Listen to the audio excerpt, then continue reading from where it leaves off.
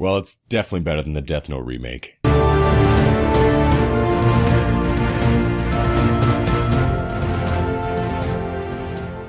Hey guys, it's G from the F Word here to review Erased. Now, Erased is based on the original Erased, which is a cartoon manga. I'm not going to try to say the original Japanese name because that would be a slap in the face to Japanese people, and I ain't going to do you like that. It is about a boy who goes through this thing he calls revival. Anytime something bad's going to happen, doesn't matter when, he gets pulled through this time warp to the beginning of when that's supposed to happen. Then he has to play detective and figure out what is eventually going to happen and see if he can stop it. And he essentially takes a bad situation, a really bad situation, and makes it neutral.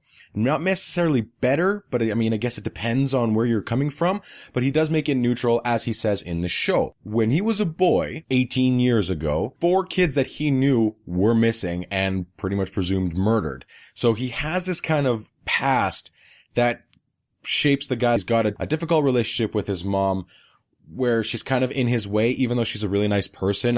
You never really feel that she's a bad mom by any means. They have a different relationship, not the strongest relationship. He still hasn't really tapped into how to control this revival thing.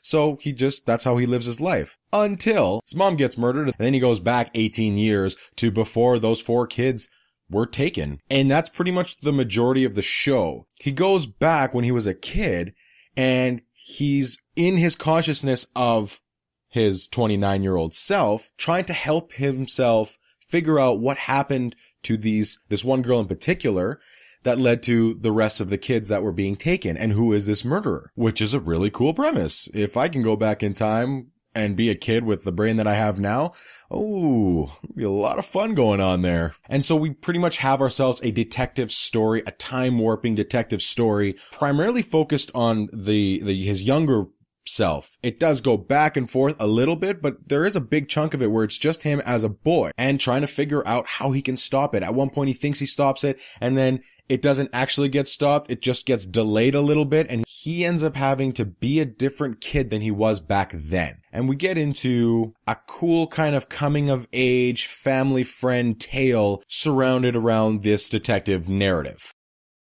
I would say the actors are good in this. The idea behind it is really good. Again, I haven't seen the manga. I don't know anything about it.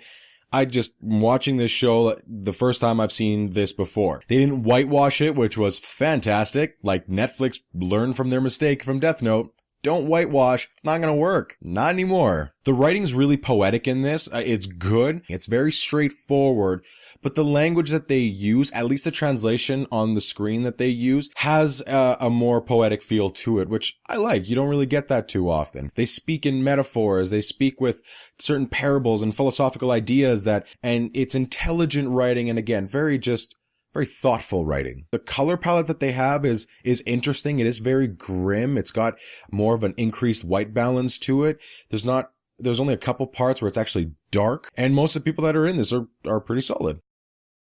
So some of the negatives I got really bored watching this at one point. There was a long stretch there where I was really bored, which I shouldn't have been, because again, the acting was good, and there's really good plot around this, and the detective story is something I personally liked. But I did find myself, maybe because there were a few episodes that weren't really necessary, or the pacing of it, or the fact every episode felt like it was at the same pace, it felt a little bit boring. So it's just a few little gripes there. It's kind of one of those things where I wouldn't recommend binging this, because it is a slow burn throughout. There's very few things in here that jump out at you and that will keep you at the edge of your seat. It just moves the way that it moves throughout the entire show. First episode's a little bit slower. There's a bunch of slower episodes in the middle. And so you do have to kind of invest more of yourself into this than you would any other foreign show, at least that I've seen, where you do follow the subtitles, and yes, you're paying attention a little bit more, but it is moving at a really good pace. Again, like some of the ones that I've reviewed. Dark, for instance, is a huge one. Sabura is another one that I've reviewed that I love.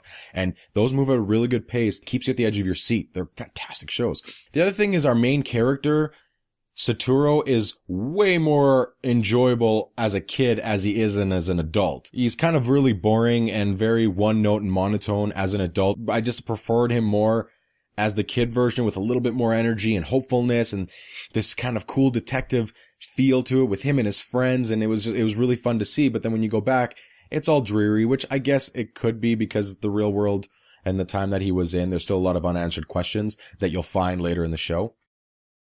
If you're a fan of the original, I have no idea if you're going to like this. I'm pretty sure you're going to like it way more than the Death Note remake that Netflix did. There's a lot of good things in here. It's just one of those shows that I would recommend watching in parts. Maybe watch 2 or 3 episodes. They're only half-an-hour episodes, but they do feel longer. So watch 2 or 3 episodes, go about your day, maybe watch another couple, and just let it drag on a little bit for yourself so you don't feel like you're sitting there watching a really slow 12-episode show. It's a good coming-of-age story about family and friends and all that, not being afraid to be who you are type of feel to it, which is also really good.